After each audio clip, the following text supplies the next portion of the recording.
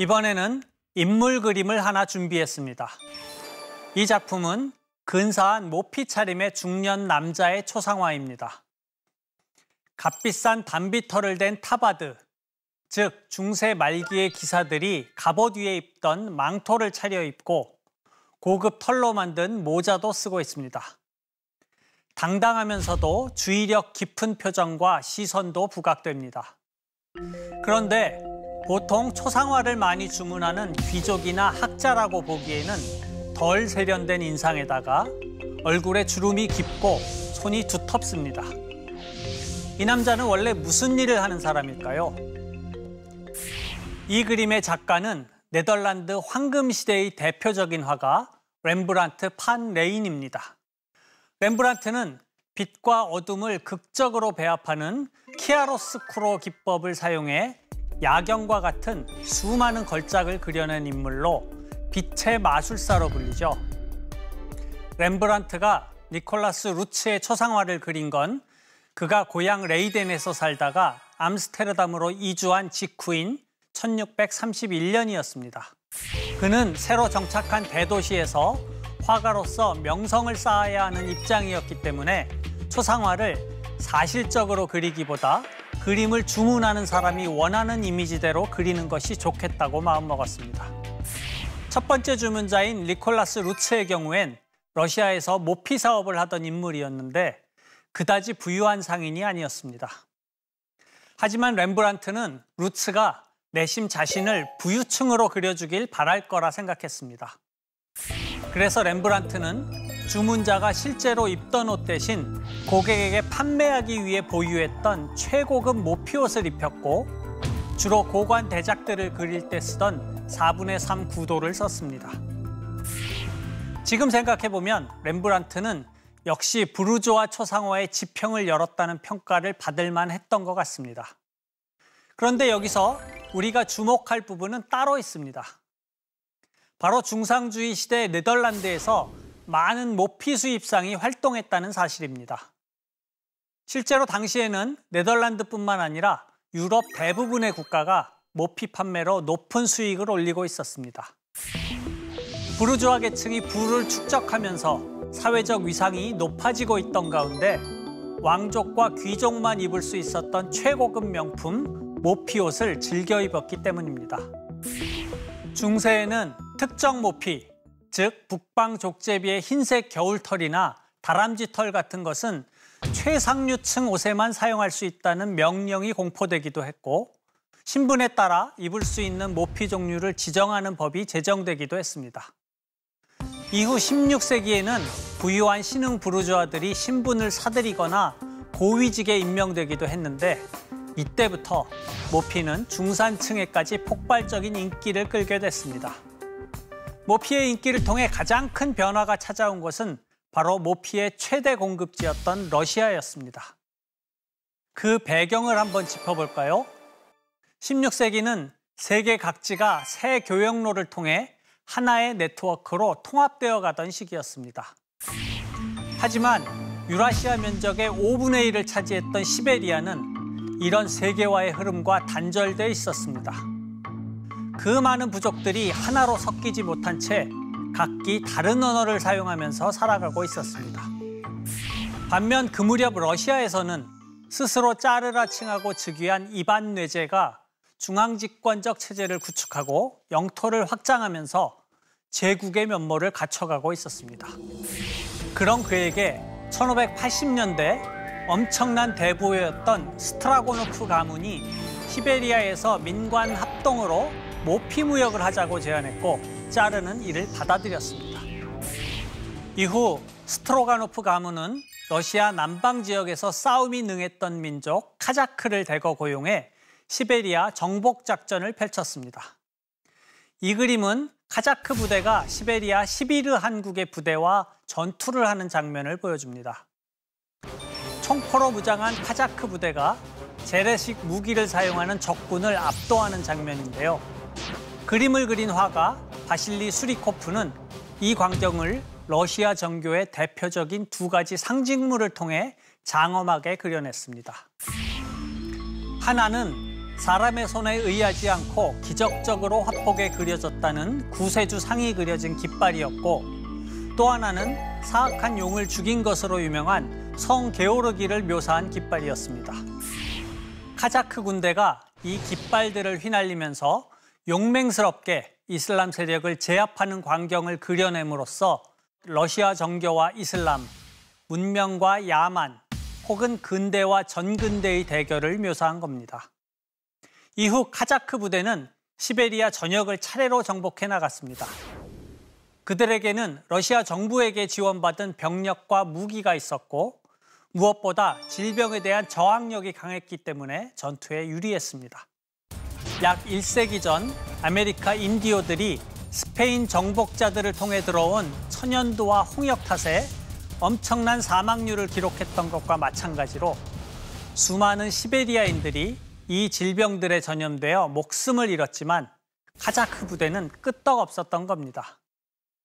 결국 시베리아인들만 학살과 질병으로 인구가 급격히 줄었고 아예 절멸한 부족도 줄을 이었습니다. 하지만 러시아의 정복 부대는 멈추지 않았습니다. 1639년에 이미 태평양 연안에까지 도달했던 그들은 동진을 계속해 1740년대에 알래스카에 정착지를 마련했고, 이어서 1810년에는 캘리포니아 북부까지 도달했습니다. 그리하여 역사상 최초로 유럽과 아시아, 아메리카를 잇는 초대형 제국이 탄생한 겁니다. 광대한 시베리아를 손에 넣은 러시아는 무엇보다도 모피를 안정적으로 확보할 수 있는 방안을 찾기 시작했는데, 그 방법이 공납이었습니다. 먼저 모든 건강한 성인 남성들에게 모피를 공납할 것을 의무화했습니다. 지금 보고 계신 이 그림이 모피를 징수하던 당시의 상황을 잘 보여줍니다. 원래 시베리아인들은 유력한 집단에게 공물을 바치는 대신 하사품을 받는 형태, 일명 야사크라고 불리는 공납제도에 익숙해져 있었는데요. 러시아의 통치하에서도 똑같은 일이 벌어진 겁니다. 시베리아인들은 모피를 러시아 황실에 바치는 대신 도끼나 칼을 하사받곤 했습니다. 그런데 러시아인들은 한 가지 더 술수를 썼습니다. 시베리아인들에게 모피를 공납받는 대신 술과 담배처럼 중독성이 강한 물품을 줬던 건데요. 결국 나중엔 시베리아인들이 술과 담배가 필요해 자발적으로 모피를 갖다 바치는 일이 많아졌습니다. 그 결과 매년 20만 장 이상의 모피가 공납되었고, 그 가치는 러시아 세수의 10%에 육박할 정도였습니다.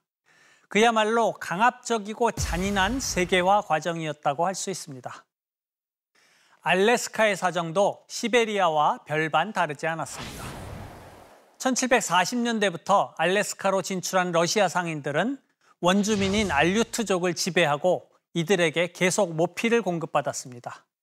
알래스카인들 역시 무수히 학살당했고 감염병으로 목숨을 잃었습니다. 특히 러시아 상인들끼리 경쟁이 치열해지자 무역회사를 합병해 규모를 키웠고, 그럴수록 알류트족은 더 깊고 험한 지역까지 들어가 모피 사냥을 해야만 했습니다. 그런데 모피 공급처로서 알래스카는 한 가지 결정적인 약점을 가지고 있었습니다. 워낙 거리가 멀다 보니 알래스카에서 유럽까지 운송비가 너무 많이 들었습니다. 유럽인들이 북아메리카의 모피 자원을 침탈하기 위해선 오히려 대서양을 건너 대륙의 동북쪽으로 가는 것이 더 유리했습니다. 이 때문에 프랑스와 네덜란드는 일찍부터 모피를 손에 넣기 위해 북아메리카에 발을 들여놓았고, 영국은 후발국이었지만 1668년 허드슨만을 차지함으로써 모피 무역에 유리한 고지를 장악할 수 있었습니다. 특히 영국의 부유한 상인들이 모피 무역을 위해 설립한 허드슨만 회사는 모피 무역에서 발군의 실력을 과시했습니다. 이런 서유럽 경쟁자들에 맞서기에 러시아의 회사들은 힘이 붙였습니다. 알래스카를 둘러싼 러시아의 고민이 바로 여기서 시작된 겁니다. 1850년대 중반 러시아는 크림 전쟁에서 영국과 프랑스 그리고 터키로부터 패배를 당했습니다. 재정과 군사력이 약화되자 짜르와 관리들은 드넓은 제국의 영토 중에서 경제적 가치가 작은 부분은 포기하는 것이 낫다고 생각했습니다. 실제로 따져본 결과 알래스카에는 석탄 매장량이 적었을 뿐 아니라 고래잡이는 어렵고 금채굴도 신통치 않았습니다. 무엇보다도 내륙 탐사를 통해 앞으로 얻을 수 있는 모피향이 많지 않았습니다. 결국 이들은 자원을 더 많이 개발할 수 있는 땅으로 알래스카보다 시베리아의 아무르강 유역의 가치가 더 크다고 생각했고 그쪽에 더 집중해야겠다는 결론을 내렸습니다. 이후 러시아의 짜르 알렉산드르 2세는 1859년부터 알래스카를 다른 나라에 팔려고 했지만 선뜻 나서는 곳이 없었습니다. 이후 러시아는 8년이 지난 1867년 미국의 남북전쟁이 마무리된 기회를 틈타 미국을 대상으로 알래스카 판매 협상을 벌였습니다. 그리고 같은 해 3월 30일 마침내 러시아와 미국 간에 역사적인 조약이 체결됐습니다. 이 그림이 바로 조약이 체결된 당시의 상황을 묘사하고 있는 작품입니다. 커다란 지구본을 사이에 두고 4명의 미국 대표는 왼쪽에, 3명의 러시아 대표는 오른쪽의 자리에 의견을 교환하고 있습니다. 이 조약의 핵심 내용은 러시아가 광대한 알래스카 땅을 720만 달러를 받고 매각한다는 것이었습니다. 이 가격은 1에이커, 즉 약 1200평당 불과 2센트라는 헐값이었습니다. 이 역사적 거래에 쓰인 수표의 사진도 고스란히 남아있는데요. 왼쪽 위에 선명하게 적힌 720만 달러라는 금액이 눈에 띕니다. 모피에서 시작된 러시아의 영토 확장이 이 수표와 함께 막을 내린 겁니다. 당시 러시아의 짜르는 계약을 체결하고 어떤 생각을 했을까요? 자신이 방금 팔아넘긴 알래스카 땅이 불과 30년 후에 금과 석유, 천연가스가 가득한 자원의 보고로 판명될 것임을 꿈에라도 상상하지 못했을 것입니다.